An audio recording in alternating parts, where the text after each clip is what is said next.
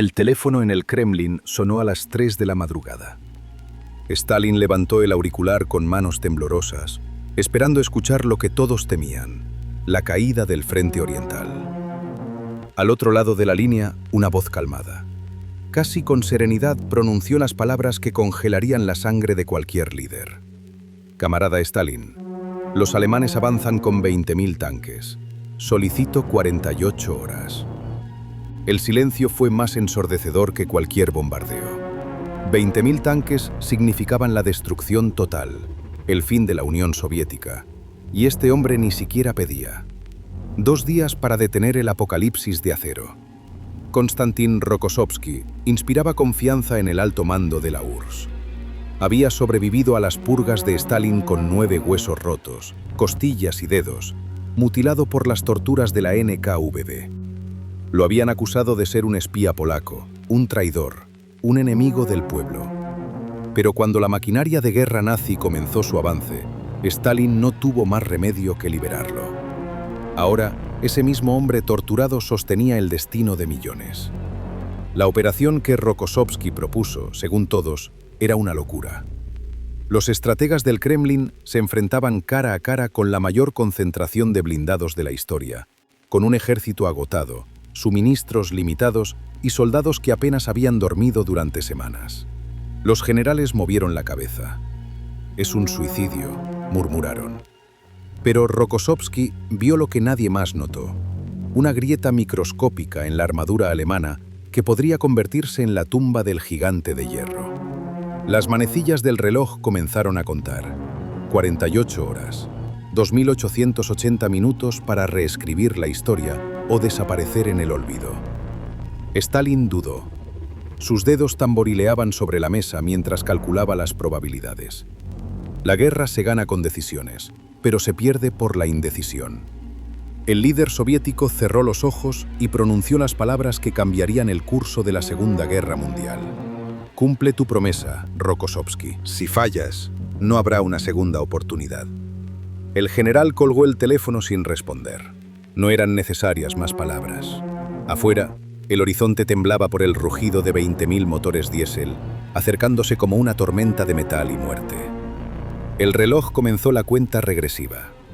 Esta es una historia que Hollywood nunca se atrevería a contar. Una historia donde un hombre marcado por la tortura se enfrentó a la máquina de guerra más letal jamás construida. Donde Stalin puso el futuro de su país en manos de aquel a quien él mismo había ordenado destruir. Donde 48 horas decidieron el destino de Europa. No encontrarás este relato en libros estadounidenses o películas británicas, porque lo que ocurrió en los años soviéticos de la década de 1960, en el verano de 1943, desafía toda lógica militar y revela el verdadero rostro del valor. Konstantin Rokossovski no fue un héroe de propaganda, fue un sobreviviente, un estratega brillante que aprendió a leer las batallas como otros leen partituras musicales. Cuando los tanques alemanes comenzaron su avance implacable hacia Kursk, nadie en Moscú creía que pudieran ser detenidos. Los informes de inteligencia eran catastróficos. 20.000 tanques, la élite de las divisiones blindadas de Hitler, veteranos que habían aplastado Francia en semanas y llegado a las puertas de Moscú. Frente a ellos, un ejército soviético hambriento y agotado, superado en número.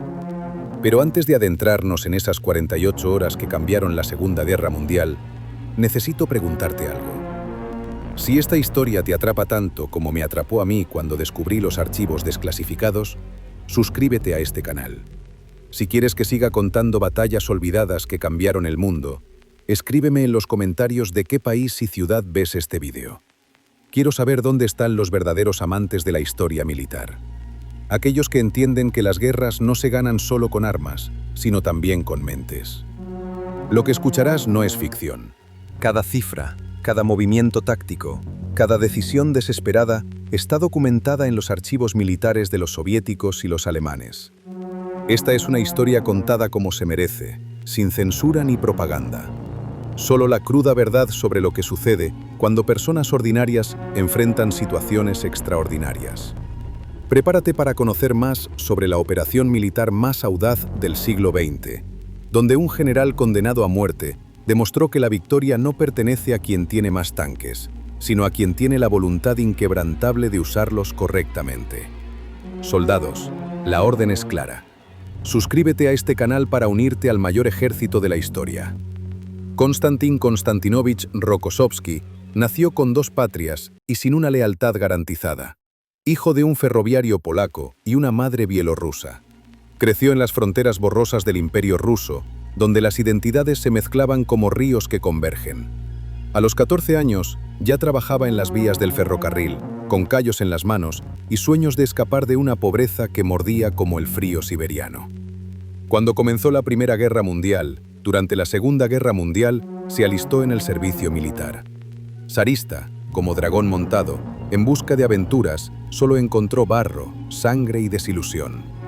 La revolución de 1917 lo transformó, mientras otros oficiales y artistas huían al exilio o participaban en la contrarrevolución. Rokossovski vio en los bolcheviques algo diferente, una promesa de justicia para personas como él, trabajadores que nunca tuvieron nada más que su fuerza. Con fervor, se unió al Ejército Rojo, luchando ideológicamente en una guerra civil brutal, donde los ataques de caballería y los sangrientos combates con sables decidían el resultado de las batallas. Allí demostró un talento natural para la táctica, una capacidad casi sobrenatural para anticipar los movimientos del enemigo antes de que ocurrieran. Pero el mismo sistema que lo elevó casi lo destruye. En 1937, durante las purgas de Stalin, la paranoia se extendió por la Unión Soviética como un incendio en un bosque seco. Miles de oficiales del Ejército Rojo fueron arrestados, acusados de traición sin pruebas y ejecutados en los oscuros sótanos de la NKVD. NKVD. Rokossovski, con su apellido polaco y su pasado zarista, se convirtió en el objetivo perfecto. Una noche de agosto, agentes secretos llamaron a su puerta y lo arrastraron al abismo. Las torturas que soportó habrían quebrantado a cualquier hombre común.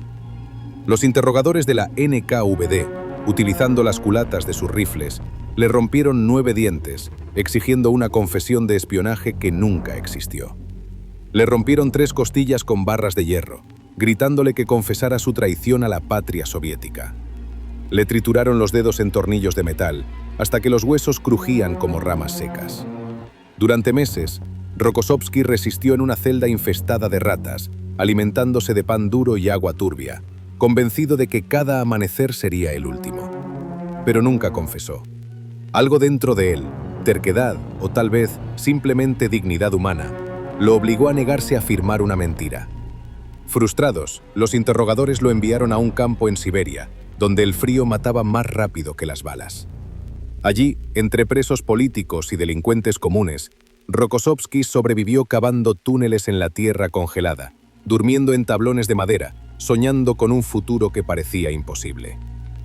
Y entonces Hitler atacó la Unión Soviética.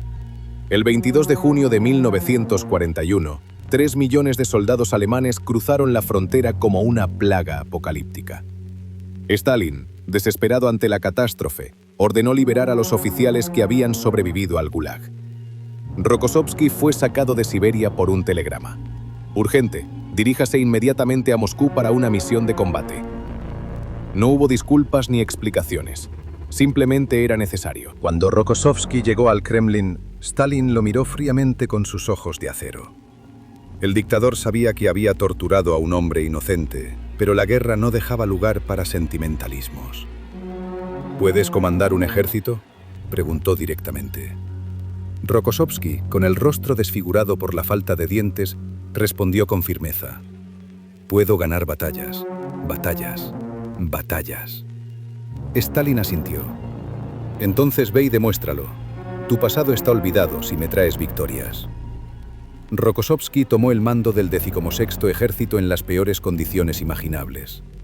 Sus tropas estaban desmoralizadas, mal equipadas y retrocedían ante el avance alemán. Pero algo había cambiado en él durante aquellos meses de tortura. Comprendió que el dolor no mata, que la desesperación es solo otro enemigo que debe ser derrotado con una voluntad inquebrantable. Comenzó a reorganizar meticulosamente sus fuerzas, estudiando cada mapa hasta memorizar cada colina y cada río. Las primeras victorias fueron pequeñas pero significativas. Rokossovski detuvo los éxitos alemanes que otros generales consideraban insuperables. Atacó donde nadie lo esperaba, demostrando resistencia. Sus soldados comenzaron a confiar en él, viendo que no desperdiciaba vidas, que cada orden tenía un propósito estratégico. Stalin lo notó. Este hombre torturado se había convertido en uno de los comandantes más brillantes del Ejército Rojo. Para 1943, Rokossovski estaba al mando del Frente Central, responsable de la defensa de Kursk contra el inminente avance alemán. Los espías soviéticos habían interceptado los planes nazis para la Operación Ciudadela, el mayor ataque en la historia de la guerra. 20.000 tanques se reunirían en un solo punto para romper las líneas soviéticas y cambiar el curso de la guerra. Stalin reunió a sus generales para determinar la estrategia.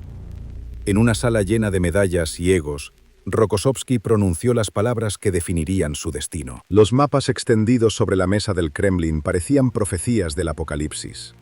Las líneas rojas marcaban las posiciones soviéticas en Kursk, un saliente que se adentraba en territorio controlado por los alemanes como un dedo provocador. Las flechas azules representaban las divisiones blindadas de Hitler, la primera división SS Leibstandarte Adolf Hitler, la segunda división Das Reich, la tercera división Totenkopf, nombres que provocaban pesadillas en los soldados soviéticos, unidades de élite que habían conquistado media Europa con una crueldad mecánica. La inteligencia militar soviética había hecho un trabajo extraordinario. Los agentes se infiltraron en Berlín, los desertores alemanes capturados y los fotógrafos de reconocimiento aéreo revelaron cada detalle de la Operación Ciudadela. Hitler había apostado todo a este ataque. Si lograba destruir a los ejércitos soviéticos en Kursk, podía estabilizar el frente oriental y negociar una paz favorable antes de que los aliados occidentales invadieran Europa. Era su última oportunidad para evitar una derrota total. Los alemanes concentraron una fuerza que desafiaba la imaginación: 20.000 tanques. No era una cifra abstracta, sino una avalancha de acero que cubría el horizonte de un extremo a otro. Entre ellos, los nuevos tanques Panzer y los monstruosos Panzer VI Tiger, blindados con 15 centímetros de acero, capaces de resistir casi cualquier proyectil soviético.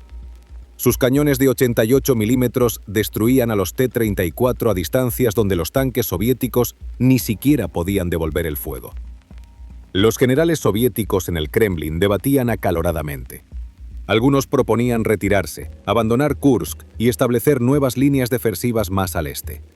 No podemos detener 20.000 tanques, argumentaban, con voces temblorosas por el pánico. Otros sugerían medidas preventivas, atacar a los alemanes antes de que completaran su concentración de fuerzas. Pero Rokossovski permaneció en silencio durante la primera hora de debate, estudiando el mapa con una intensidad casi religiosa, detectando patrones que otros pasaban por alto. Cuando finalmente habló, su voz era firme y sus argumentos cortaban como un cuchillo. Dejaremos que vengan. La sala quedó en completo silencio. Stalin levantó una ceja, señal de que continuara. Rokossovski se acercó al mapa y comenzó a trazar líneas con sus dedos, aún marcados por las cicatrices de las torturas. Los alemanes esperan que nos retiremos o que ataquemos prematuramente. Haremos lo que no esperan. Aceptaremos su primer golpe y luego los destruiremos cuando estén demasiado extendidos. La propuesta era revolucionaria y aterradora a la vez. Rokossovski propuso crear defensas en profundidad, trincheras, campos de minas y posiciones antitanque que agotarían el ímpetu ofensivo de los alemanes. Dejaremos que los panteras se adentren en nuestra defensa como lobos en arenas movedizas. Cada kilómetro de avance les costará cientos de tanques, y cuando se detengan, exhaustos y sin combustible, lanzaremos nuestras reservas blindadas y los destruiremos. Era un plan genial en su brutal simplicidad, pero Stalin tenía dudas. Miró fijamente a Rokossovski y formuló la única pregunta que importaba. ¿Cuánto tiempo necesitas? El general hizo rápidos cálculos. La construcción de fortificaciones, el despliegue de tropas, la preparación de emboscadas antitanque, el establecimiento de rutas de suministro, todo bajo el más estricto secreto para que los alemanes no descubrieran el plan. Su respuesta fue firme, 48 horas después del inicio del ataque. La sala estalló en protestas. «Imposible, suicida, una locura», gritaban los generales rivales de Rokossovski, viendo la oportunidad de desacreditar al comandante cuyos éxitos eclipsaban los suyos. «Camarada Stalin, este plan nos costará la pérdida de todo el frente central. Rokossovski sobreestima nuestras fuerzas y subestima a los alemanes. Si falla, Moscú estará nuevamente en peligro». Las voces se multiplicaron, aumentando la tensión. Stalin alzó una mano y la sala quedó en silencio instantáneo. El dictador se acercó a la ventana y miró fijamente la plaza, donde los soldados marchaban preparándose para el infierno que se avecinaba. Recordó cómo habían torturado a Rokossovski, cómo lo envió al Gulag, impulsado por una paranoia sin fundamento. Y recordó cómo éste había regresado sin rencor, con la determinación de servir a su país. Esa lealtad incomprensible valía más que todas las medallas del Kremlin. «Tienes 48 horas, Rokossovski», dijo Stalin sin volverse. «Pero entiende, si perdemos, no solo perderemos Kursk, perderemos la guerra. Los alemanes llegarán a los Urales y la Unión Soviética dejará de existir. Toda la responsabilidad recae sobre tus hombros». Rokossovski se enderezó con la postura de un hombre que había enfrentado torturas pero no temía al fracaso. «No defraudaré, camarada Stalin. En 48 horas, 20.000 tanquistas se convertirán en chatarra». La orden de Rokossovski llegó a las unidades de vanguardia como electricidad por cables tensos. 500.000 de soldados soviéticos comenzaron una preparación sin precedentes en la guerra moderna.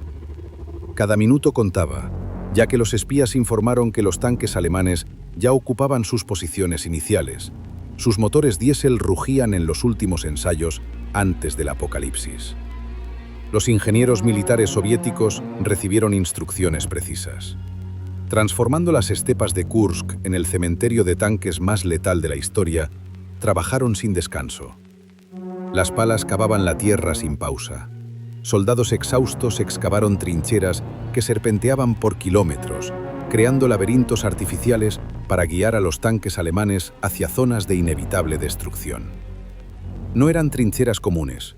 Rokossovski había estudiado cada batalla de tanques desde 1939 y comprendió que la profundidad era la clave del éxito. Él ordenó la creación de 8 líneas de defensa, sucesivas líneas fortificadas, cada una de las cuales podía funcionar de manera independiente si las anteriores eran superadas. Era un sistema defensivo profundo, llevado a su máxima expresión letal. Los campos de minas se extendían bajo tierra como constelaciones explosivas. Los ingenieros enterraron 300.000 minas antitanque, dispuestas según patrones calculados matemáticamente. No fueron colocadas al azar. Cada mina tenía un propósito táctico específico. Algunas formaban corredores que guiarían a los tanques alemanes hacia cráteres donde les esperaba la artillería soviética, ávida de combate. Crearon islas defensivas donde los tanques enemigos quedarían aislados y vulnerables bajo el fuego cruzado de cañones antitanque, ocultos en posiciones camufladas. La artillería fue colocada con precisión quirúrgica. Los cañones de 76 milímetros, los obuses de 122 milímetros y los temibles cañones antitanque de 85 milímetros formaron anillos de fuego concéntricos, listos para aniquilar. Rokossovski ordenó a sus artilleros memorizar las coordenadas exactas de cada sector del campo de batalla. Cuando los alemanes atacaran, no habría tiempo para cálculos complejos. Cada batería debía disparar por instinto entrenado, convirtiendo las matemáticas en muerte instantánea.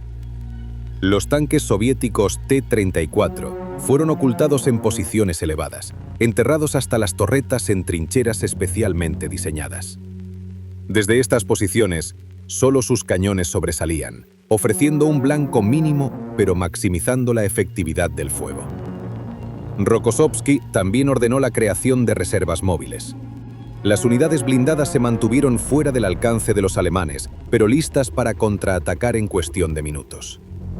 Era un puño de hierro, preparado para golpear cuando los tanques alemanes estuvieran agotados y vulnerables.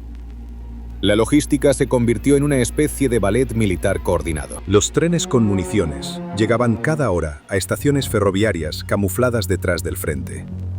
Los camiones distribuían proyectiles, combustible y suministros médicos, siguiendo rutas preestablecidas para evitar embotellamientos que podrían convertirse en masacres bajo los ataques de los bombarderos alemanes. Rokossovski sabía que las guerras modernas se ganaban tanto con vías férreas como con cañones de tanques. Las comunicaciones eran vitales. Rokossovski estableció centros de mando conectados por líneas telefónicas enterradas y respaldadas por radio cifrada.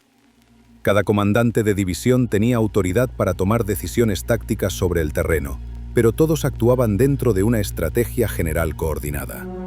Era una centralización estratégica con flexibilidad táctica, permitiendo respuestas rápidas a los cambios en el campo de batalla, sin perder la coherencia general. Los soldados recibieron entrenamiento intensivo en combate antitanque. Los equipos antitanque estaban armados con fusiles PTRD-41 y granadas RPG-43, armas desesperadas que requerían un acercamiento peligrosamente cercano a los vehículos blindados. Rokossovski instruyó personalmente a estos combatientes: esperen hasta ver los ojos del comandante enemigo antes de disparar. Un tigre destruido vale más que 100 balas gastadas. Era una filosofía cruel, nacida de los recursos limitados. La aviación soviética se preparó para ataques a corta distancia. Los aviones de ataque IL-2, temibles cazadores de tanques, estaban armados con cohetes y bombas perforantes. Los pilotos estudiaron fotografías aéreas de las concentraciones alemanas hasta memorizar cada formación de combate. Cuando llegara el momento, se lanzarían como halcones sobre los objetivos de acero, buscando los vulnerables motores traseros de los tanques, donde el blindaje era más débil. Mientras las fortificaciones defensivas crecían, Rokossovski casi no dormía. Él mismo recorría las posiciones avanzadas, inspeccionaba trincheras, revisaba los campos de fuego y hablaba con los soldados, infundiéndoles confianza. Los alemanes traerán 20.000 tanques, pero nosotros tenemos 500.000 de razones para luchar. Cada uno de ustedes es un héroe esperando su momento, decía.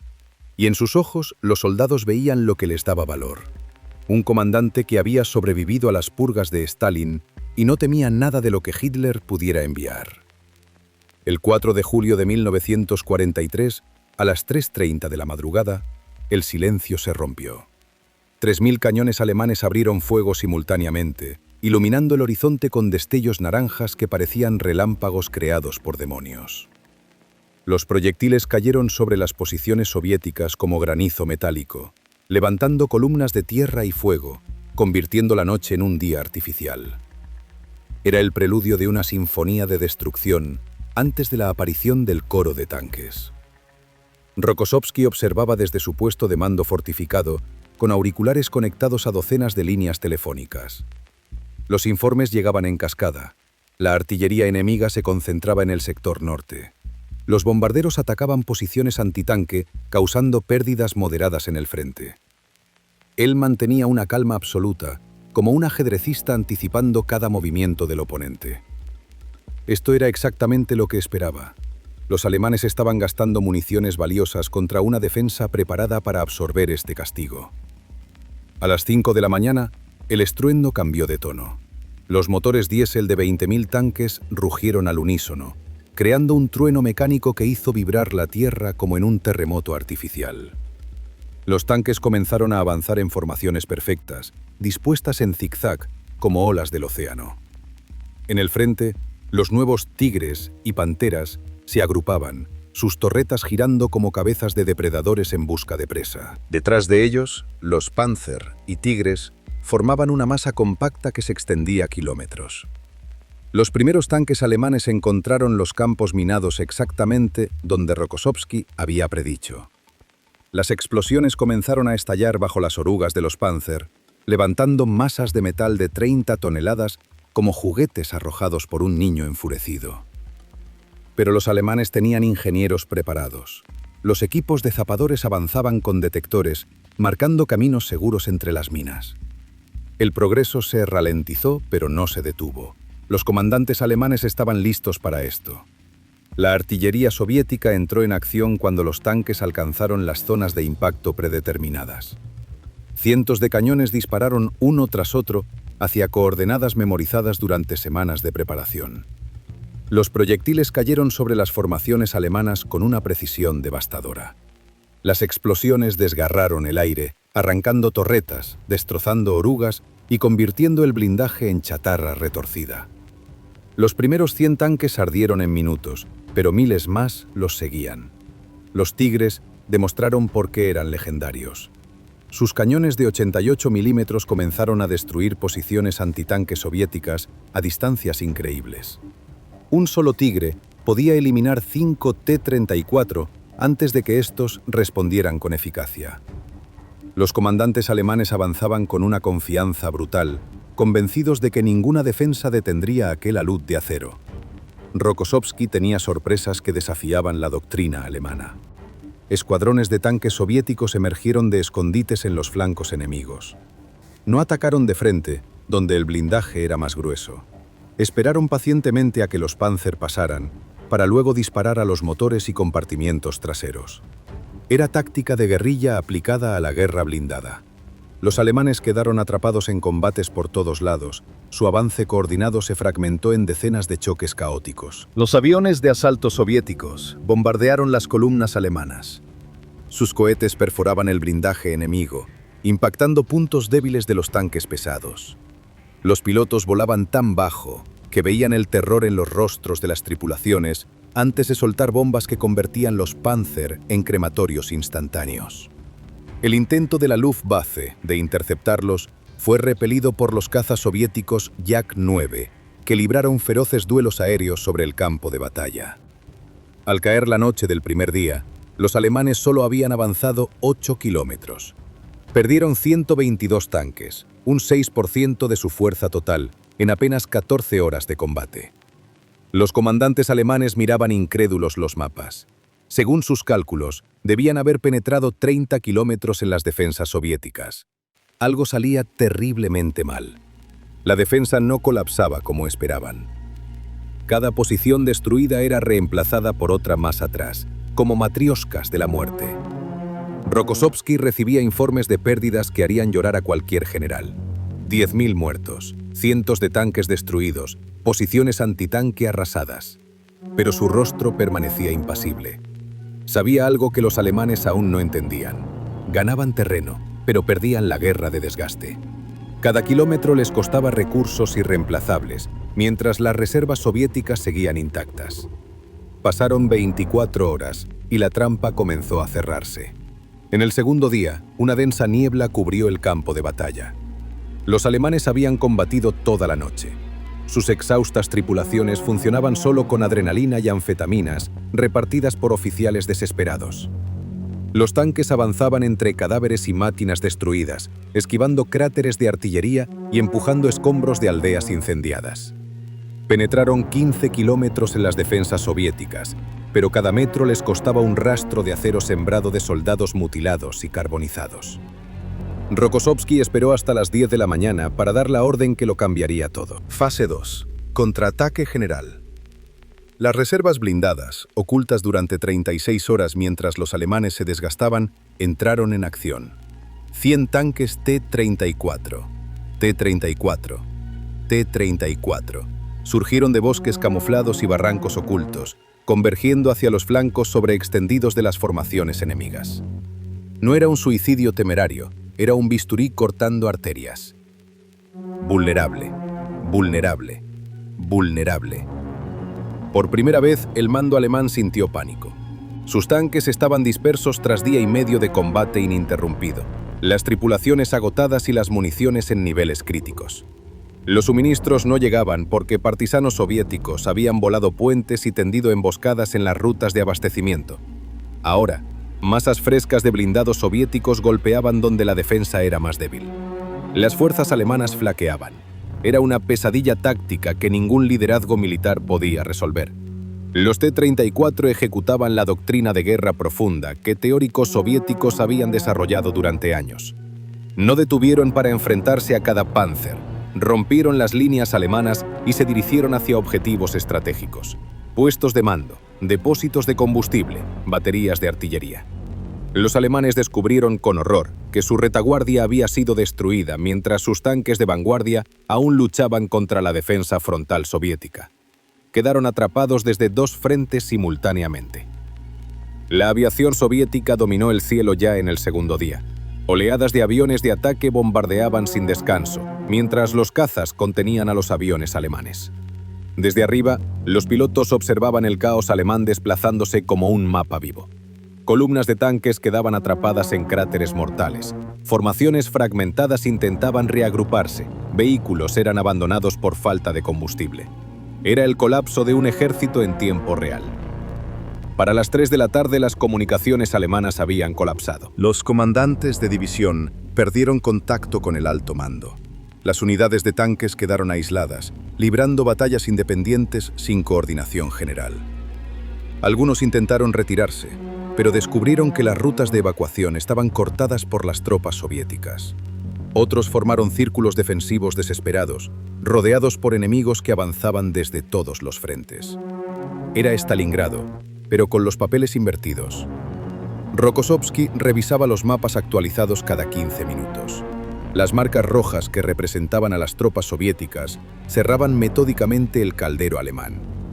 Como una boa constrictora apretando a su presa, sus ejércitos formaron círculos concéntricos alrededor de la concentración de tanques Panzer. No había prisa. La paciencia era un arma tan letal como cualquier cañón. Rokossovski sabía que los alemanes gastarían municiones, combustible y esperanza antes de que él aplicara la presión final. Cuando llegó la noche del segundo día, ocurrió algo sin precedentes en la guerra moderna. Rendiciones masivas de tanquistas alemanes. Hombres que habían conquistado Francia y casi tomado Moscú, abandonaban sus Panzer con las manos en alto. No era cobardía, era un reconocimiento matemático de la derrota inevitable. Estaban rodeados, sin municiones, sin combustible, sin esperanza de refuerzos. Continuar la lucha significaba una muerte sin sentido. Las cifras finales superaron todas las predicciones. De los 20.000 tanques alemanes que iniciaron la Operación Ciudadela, 18.500 fueron destruidos, capturados o abandonados en el saliente de Kursk. El 70% del poder blindado alemán fue eliminado en solo 48 horas. Hitler había apostado el futuro del Reich y lo perdió todo en el peor desastre militar de la historia de Alemania. Cuando llegó la confirmación final, Rokossovski se permitió un momento de satisfacción personal. Había cumplido su promesa aparentemente imposible. Stalin le llamó personalmente esa noche. Su voz casi temblaba de emoción. «Has salvado a la Unión Soviética, Konstantin». Pero el general respondió solo con voz cansada. «Cumplí con mi deber, camarada Stalin. Ni más ni menos». Afuera, 500.000 de soldados soviéticos celebraban una victoria que cambió el curso de la Segunda Guerra Mundial para siempre. La batalla de Kursk no fue solo una victoria militar. Fue el momento en que la marea de la Segunda Guerra Mundial cambió irreversiblemente de dirección. Después de esas 48 horas apocalípticas, Alemania nunca recuperó la iniciativa estratégica en el frente oriental. Hitler había apostado todo en la Operación Ciudadela y no solo perdió 20.000 tanques, sino algo mucho más valioso: la confianza inquebrantable de sus generales y la fe de su pueblo en la victoria final. A partir de Kursk, el Ejército Rojo avanzaría inexorablemente hacia Berlín. Rokossovski se convirtió en una leyenda viviente, un hombre que sobrevivió a las torturas de Stalin y derrotó el mayor ataque blindado de la historia. Comandaría ejércitos en batallas liberando Polonia y participaría en la toma de Berlín, pero siempre recordaría esas 48 horas como su momento decisivo, cuando el general que dudaba de todo demostró que la voluntad humana puede derrotar a cualquier máquina militar. Esta historia enseña que las batallas decisivas no las ganan quienes tienen más armas, sino quienes tienen una estrategia sobresaliente y un coraje inquebrantable. Si esta historia te ha impactado tanto como a nosotros, por favor compártela para que otros también puedan conocerla. Estas páginas olvidadas de la historia. Suscríbete para recibir más historias sobre batallas que cambiaron el mundo. Y recuerda, La historia no son solo fechas y cifras, es sangre, acero y decisiones. Las personas enfrentan presiones increíbles.